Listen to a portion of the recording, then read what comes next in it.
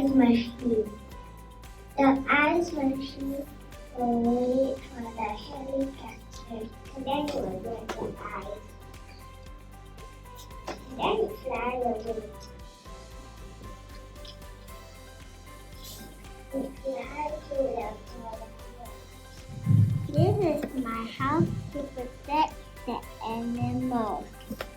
These 3 rooms is for the animals to live in.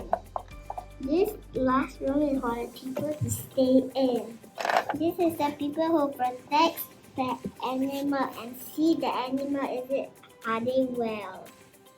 This is the flower so the bee can make honey. I built an ice machine. It makes a lot of ice. It also goes on the sea. It drops big chunks of ice through this path. It uses solar panels. The solar panels are over here.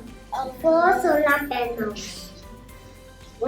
I'm adding solar panels on the ice and sea so it can get energy from the sun to make ice.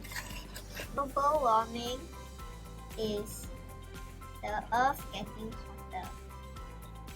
The factory and cars, they release out smoke, which is greenhouse gases.